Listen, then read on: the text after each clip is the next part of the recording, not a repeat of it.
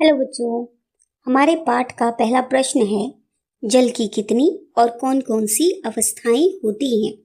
तो बच्चों, जल की 3 अवस्थाएं होती हैं।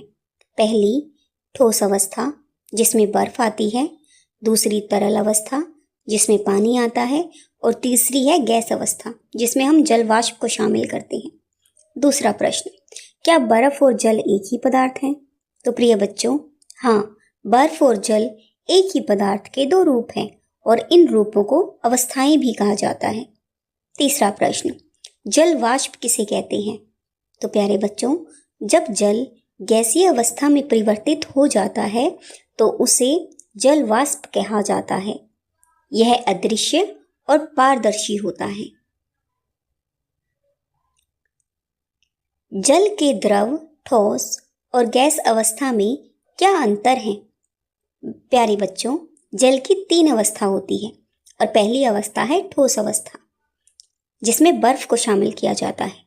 बर्फ का निश्चित आकार होता है, बर्फ फैलती और बहती नहीं है। दूसरी अवस्था है द्रव अवस्था जिसमें जल को शामिल किया जाता है। जल का आयतन स्थिर और निश्चित आकार नहीं होता है, जल बहता और फैलता भी है। तीसरी है गैस अवस्था। जल वाष्प अदृश्य और पारदर्शी होता है, यह फैलता भी है और इसका निश्चित आकार नहीं होता है। वाष्पीकरण किसे कहते हैं? प्यारे बच्चों, वाष्पीकरण वह प्रक्रिया है जिसमें पानी गैस या वाष्प में बदल जाता है। गीले कपड़े, पोछा लगा फर्श और शरीर के पसीने का सूखना भी वाष्पीकरण का ही उदाहरण है। गड्ढे से जल के विलुप्त होने के क्या कारण हो सकते हैं? बच्चों, गड्ढे से जल के विलुप्त होने के मुख्य कारण है भूमि में जल का रिसाव होना और जल का वाष्पीकरण होना। जब हम हाथों पर हैंड सैनिटाइजर मलते हैं तो वह विलुप्त हो जाता है। ऐसा क्यों? बच्चों, हैंड सैनिटाइजर वाष्पीकरण के कारण हाथों से गायब हो जाता है। हैंड सैनिटाइजर में अल्कोहल होता है और वो वाष्पीकरण होकर हमारे हाथ सुखा देता है। संघनन किसे कहते हैं? बच्चों, संघनन वह प्रक्रिया है जिसमें कोई गैस ठंडी होकर द्रव अवस्था में बदल जाती है, जैसे जल वाष्प पानी बना देता है।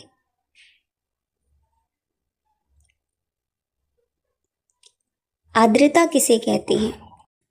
वायु में उपस्थित जल वाष्प की मात्रा को आर्द्रता कहते हैं।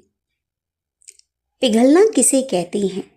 प्यारे बच्चों, ठोस का द्रव अवस्था में परिवर्तित होना ही पिघलना कहलाता है, जैसे बर्फ पिघलकर पानी बना देती है।